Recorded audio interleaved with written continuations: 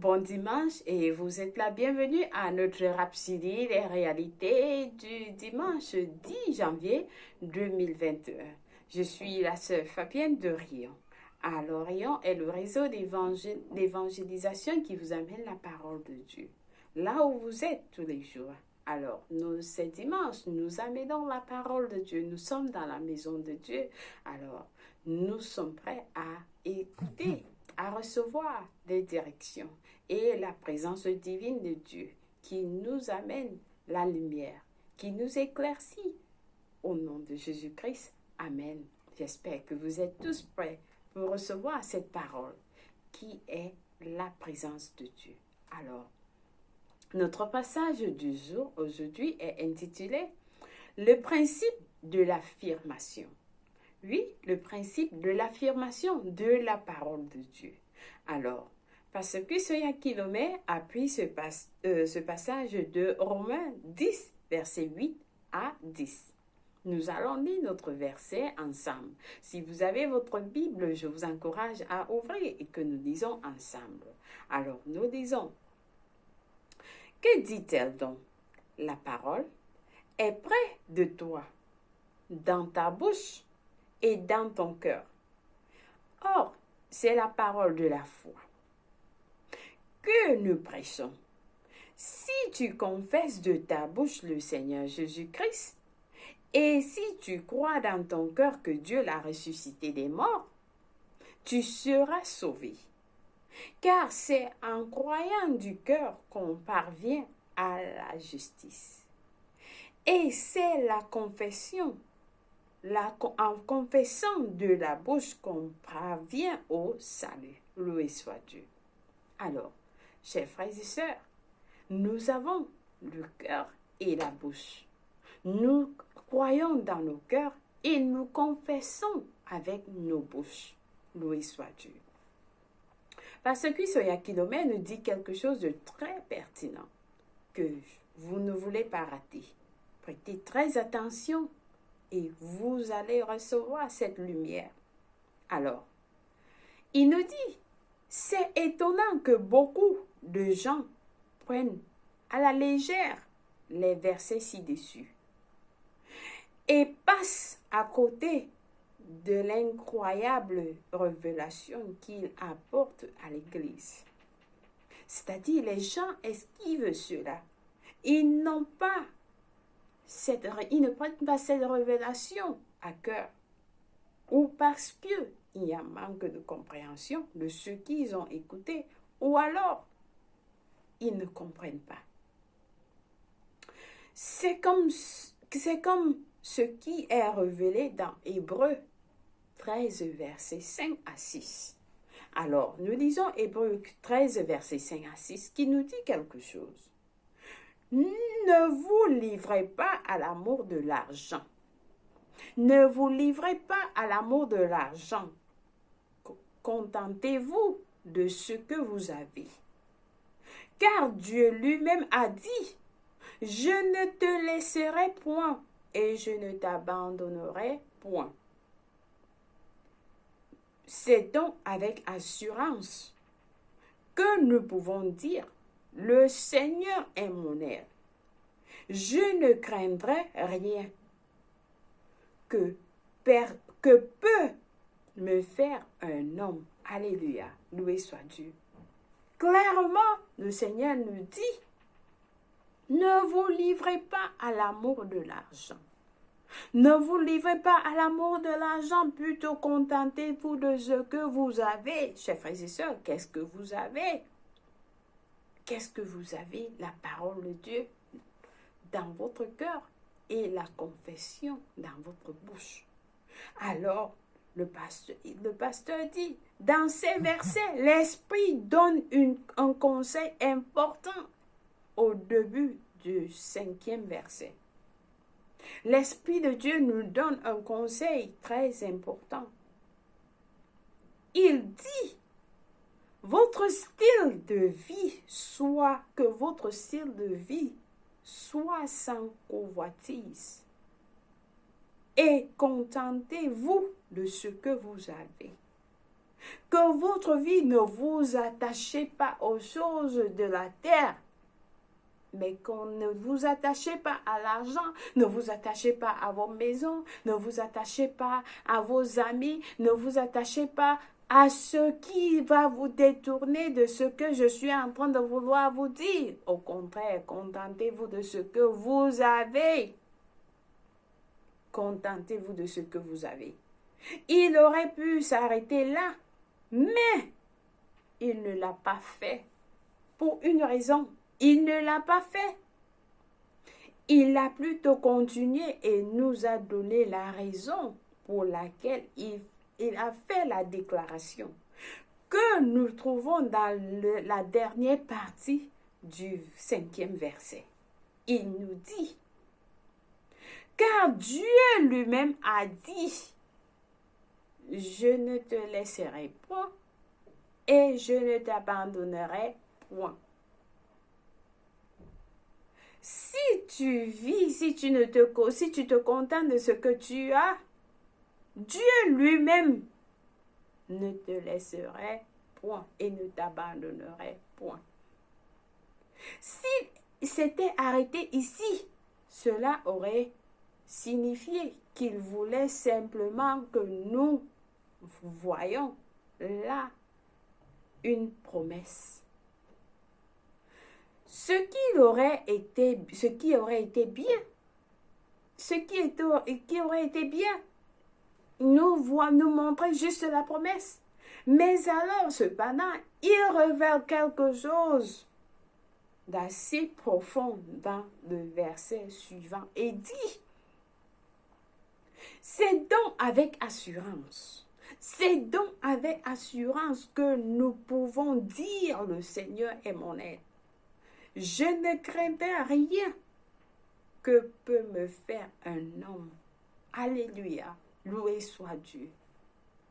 Le Seigneur, je crois, c'est donc avec assurance. J'ai l'assurance de la parole de Dieu. J'ai l'assurance que je peux dire, je peux déclarer, je peux proclamer, je peux affirmer, je peux confesser. Je peux dire que le Seigneur est mon aide. Je n'ai rien, mais je me contente de ce que j'ai. Je n'ai pas d'argent, je n'ai pas ceci, mais je me contente de ce que j'ai. Alors je confesse clairement que le Seigneur est mon aide. Le Seigneur est mon aide. Je ne craindrai rien que peut me faire un homme. Rien du tout. L'homme ne peut pas me donner la vie.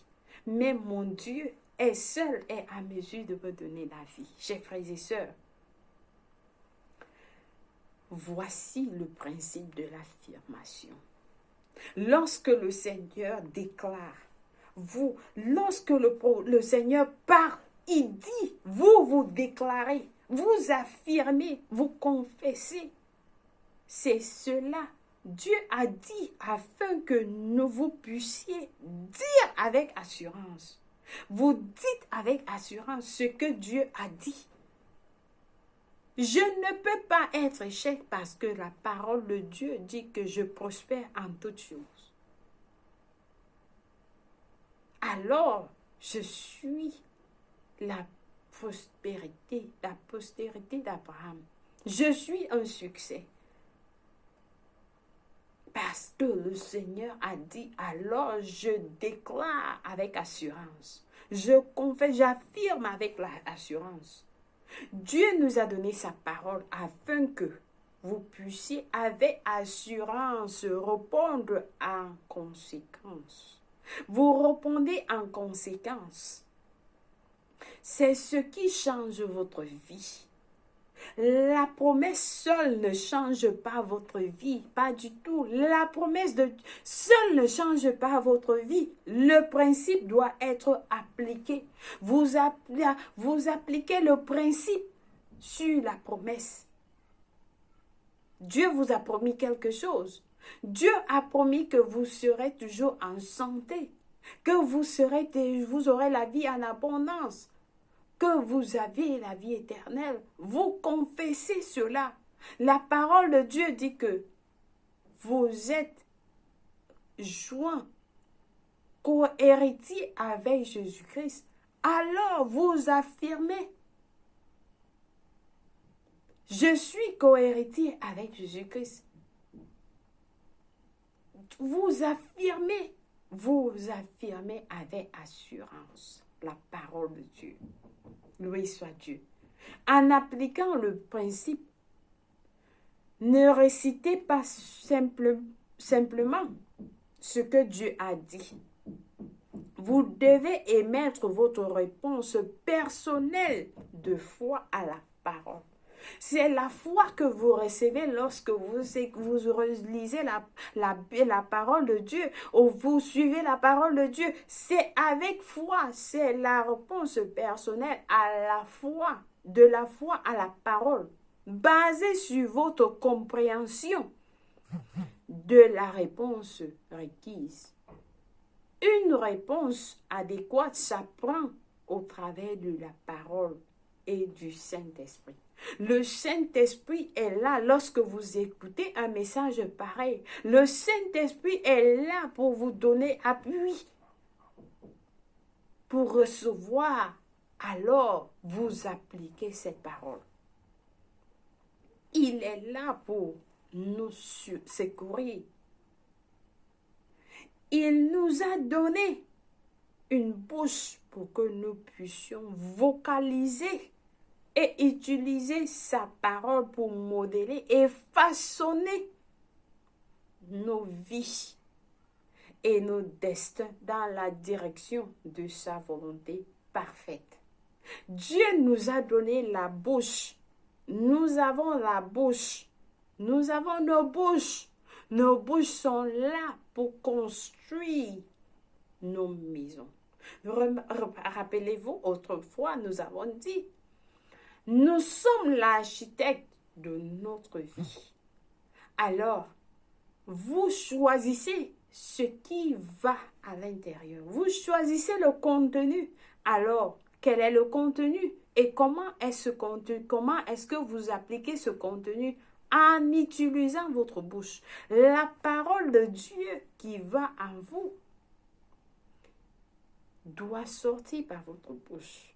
Vous la proclamez par la bouche. Vous confessez avec la bouche. Vous avez ça dans le cœur et il faut qu'elle sorte de vos bouches pour qu'elle soit façonnée, pour qu'elle soit modelée, qu'elle soit en accord avec la parfaite volonté de Dieu. Alléluia. Loué soit Dieu. Oui, je crois que vous avez été bénis avec ce message parce que vous avez eu la connaissance de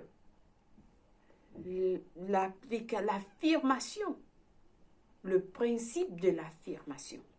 Vous avez eu la connaissance du principe de l'affirmation de la parole de Dieu pour vos vies. Et vos vies ne seront plus les mêmes. Alléluia, loué soit Dieu. Alors, nous passons à notre prière du jour pour affirmer, c'est-à-dire pour nous appliquons le principe de l'affirmation de ce que nous avons reçu. Alors, nous prions en disant, précieux Père, tu m'as fait passer du règne des ténèbres dans ton glorieux royaume de la lumière, où je règne et domine dans la vie sur les circonstances. Ma prospérité est indépendante des conditions financières, des nations et des gouvernements. Par ma confession de ta parole, je suis dans un défilé perpétuel des victoires. Au nom de Jésus-Christ, Amen, loué soit Dieu. Alors, nous avons des études approfondies pour mieux comprendre ce verset dans 2 Corinthiens 4, verset 13, Marc 11, verset 23. Et pour la lecture biblique de 1 an, nous avons à lire Matthieu 8, verset 1 à 27, Genèse 25 à 26. Pour la lecture biblique de 2 ans, nous avons à lire Matthieu 5, verset 11 à 20 et Genèse 10. Loué soit la parole de Dieu. Alors, nous passons à notre prière du salut. Comme nous avons lu dans notre verset d'ouverture, nous croyons dans le cœur et nous confessons avec nos bouches pour recevoir le salut. Alors, chers frères et sœurs, si vous n'êtes pas nés de nouveau, si vous n'avez pas encore reçu le salut, je vous invite à prier cette prière de tout cœur et Dieu va vous écouter. Alors, nous prions en disant au Seigneur Dieu, je crois en Jésus-Christ, le Fils du Dieu vivant. Je crois qu'il est mort pour moi et Dieu l'a ressuscité des morts. Je crois qu'il est en vie aujourd'hui. Alors je confesse de ma bouche que Jésus-Christ est le Seigneur de ma vie. Par lui et en son nom, j'ai la vie éternelle. Je suis né de nouveau. Seigneur Jésus, merci de m'avoir donné la vie éternelle dans mon esprit. Aujourd'hui, j'ai décidé de te suivre en avant pour toujours, en arrière pour jamais. Alors fais de moi une nouvelle personne. Ôte de moi tout péché, Seigneur. Je vais te servir tous les jours de ma vie. Merci d'avoir sauvé mon âme. Je suis désormais un enfant de Dieu. Alléluia. Loué soit Dieu. Félicitations si vous avez prié cette prière. Je vous rassure, Dieu vous a écouté et vous êtes la bienvenue dans le royaume. Alors, nous prions. Je prie pour vous.